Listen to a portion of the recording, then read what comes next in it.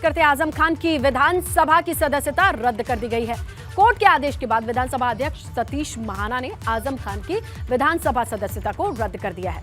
आपको बताएं कि हेट स्पीच मामले में बुधवार को रामपुर की एमपी एमएलए कोर्ट ने आजम खान को 3 साल की सजा सुनाई थी और तभी से आजम की सदस्यता रद्द होने की बात कही जा रही थी। विधानसभा अध्यक्ष सतीश महाना ने रामपुर की सीट को रिक्त घोषित कर दिया है, जहां से आजम खान 2022 का चुनाव जीत करके विधायक बने थे। अब इस सीट पर उपचुनाव होगा। दरअसल सुप्रीम कोर्ट ने साल 2013 में एक ऐतिहासिक फैसला सुनाते हुए कहा कि अगर कोई सांसद या विधायकों को किसी भी मामले में 2 साल से ज्यादा की सजा होती है तो उनकी सदस्यता रद्द हो जाएगी। और इसी नियम के दायरे में भी आते हैं आजम खान, जिन्हें 3 साल की सजा हुई है, यानी 1 साल ज्यादा, 2 साल से ज्यादा का ये आंकड़ा है। इसीलिए अब ये विधानसभा सदस्यता रद्द होने की औपचारिकता भी पूरी हो चुकी है, क्योंकि विधानसभा अध्यक्ष सतीश महाना ने इस पद को रिक्त कर दिया है। इस सीट के आगे रिक्त लगा दिया है, विधायक का नाम आजम खान नहीं लिखा है। इसका साफ मतलब है कि यहाँ उपचुनाव होंगे और नए विधायक को चुना जाएगा।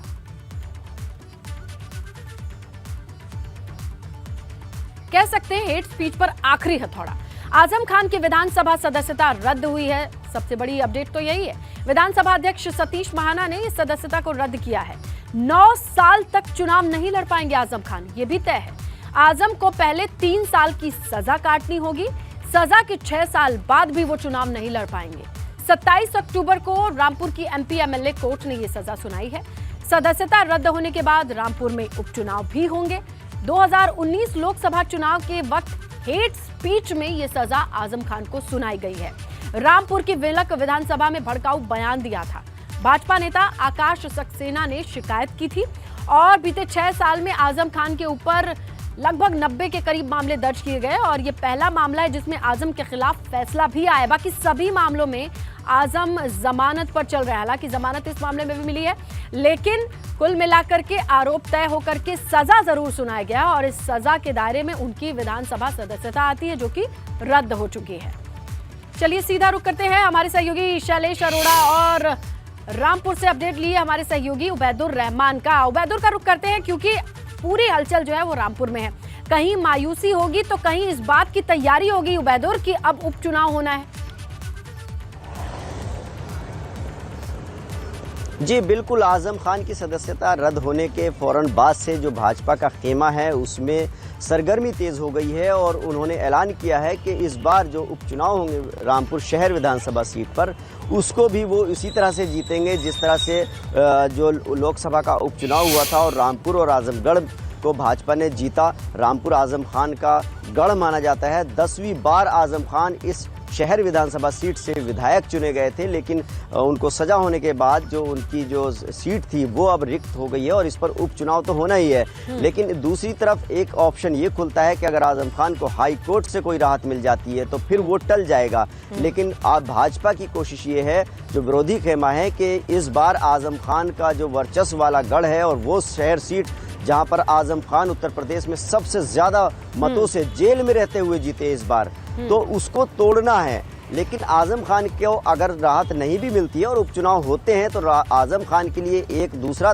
तरीका ये होगा कि वो अपनी पत्नी को इस सीट से चुनाव लड़ा सकते हैं, तजीन फातिमा को। और उस वक्त अगर तजीन फातिमा मैदान में आती हैं तो आजम खान को हराना एक तरह से बहुत मुश्किल काम होगा। ये आपने बिल्कुल वाजिब बात कही है कि अगर तंजीम फातिमा आती हैं तो चुनाव लड़ने की जो रणनीति है, जो स्ट्रैटेजी है, कहीं ना कहीं वो और रुख लेगी, दूसरे तरफ भी जाएगी।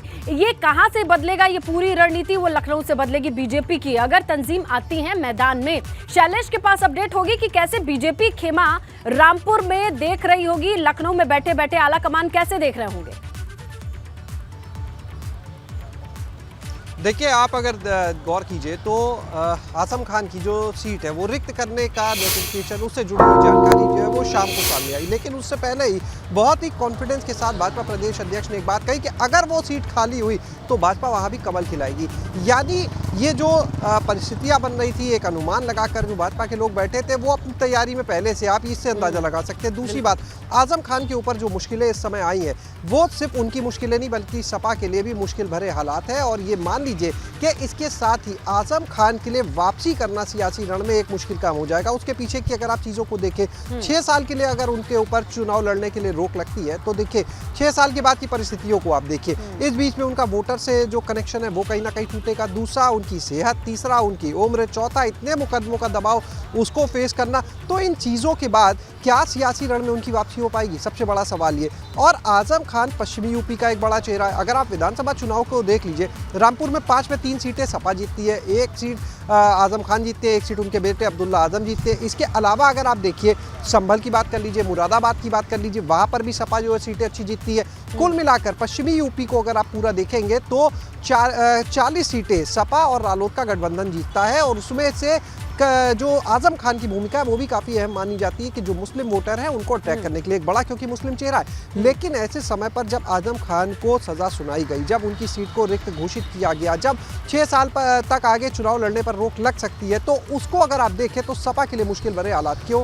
आगे निकाय चुनाव है। निकाय चुनाव में एक तरफ भाजपा पहले ही देखिए मुस्लिम जो वोटर्स है उनको अपनी तरफ अट्रैक्ट करने के लिए लगी है, लगातार जो पसमानदा मुस्लिम समाज है उनको अपनी तरफ जोड़ने में लगी है। और ऐसे में एक बड़ा मुस्लिम चेहरा ही अगर मैदान से बाहर हो जाएगा, जिसको आप एक तरफ स्टार प्रचारक भी अपना बना रहे, तो जब वो बाहर यही हो बात जाएगा, समझ दूसरी में तरफ अभी आनी मुश्किल है शैलेश कि रामपुर और पश्चिमी यूपी के लोग इस चीज को कैसे लेते हैं। उनका विधायक होना उनके कद को निर्धारित करता है या उनका कद विधायकी जाने के बाद भी बरकरार रहता है कि वो प्रचार में भूमिका निभाते हैं। ये तमाम चीजें अभी आने वाले वक्त में स्पष्ट होंगी और देखी जाएंगी। उबैदुर, शैलेश, आप दोनों का शुक्रिया तमाम जानकारी के लिए।